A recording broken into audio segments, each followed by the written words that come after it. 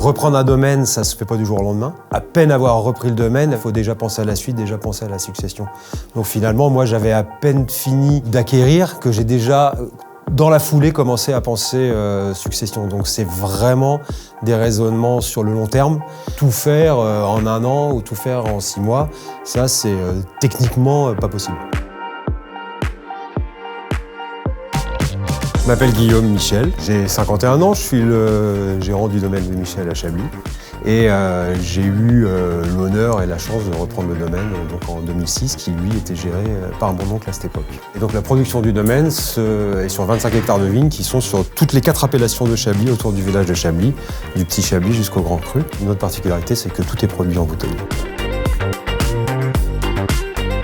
L'organisation était assez simple, c'était une SCEV couplée à un GFA. GFA qui possède les terres et la SCEV qui produit et qui commercialise le vin. J'ai voulu développer l'outil de production et aussi dissocier l'outil de production de l'outil de commercialisation. Donc une SARL a été créée. Donc l'idée c'était que la SCEV se cantonne à la production et la SARL s'occupe plus de la partie commercialisation.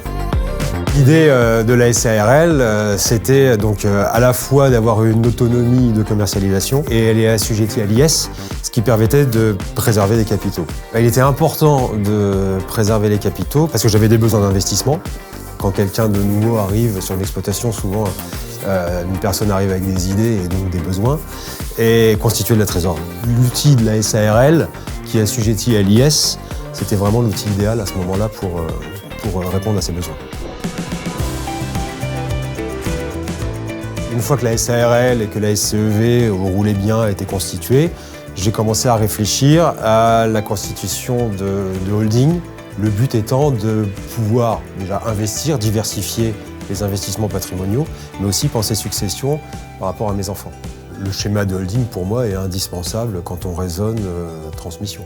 Pour aller plus loin, et ça c'est plus au niveau à la fois patrimonial, mais aussi pour moi, que je puisse conserver une certaine autonomie, en fait, on a décidé de créer une holding patrimoniale dans laquelle se sont retrouvés mon oncle, donc s'est retrouvée aussi ma mère et ma sœur. On a créé cette holding patrimoniale, tous les 4, ce qui a permis de donc, constituer un patrimoine qui pourra servir à la transmission, mais aussi ce qui a permis de me laisser toute autonomie, moi, dans la SCEV et dans les outils de production du domaine. Mais je veux aussi être tout seul dans la partie production, organisation et gestion du domaine. Et comme la transmission, c'est un petit peu dans nos gènes, dans la famille, à mon tour, il a fallu que je commence à transmettre à mes enfants. Et on peut, grâce à l'outil des holdings, commencer à donner à des enfants qui sont mineurs, tout en gardant évidemment le contrôle absolu sur ces holdings, bien évidemment, et toujours en conservant cette autonomie. Ce qui nous occupe, nous, au quotidien, c'est notre métier, c'est produire du vin, c'est le commercialiser. Au quotidien, c'est la SCEV et la SARL. Après, les holdings patrimoniales, non. Une fois que la structure est créée et que les billes sont dedans, ça tourne tout seul. C'est une assemblée générale annuelle et puis c'est terminé. Il n'y a pas de frein administratif, ça se monte relativement facilement, surtout quand on est aidé et bien aidé. Et puis après, c'est quelque chose qui tourne tout seul.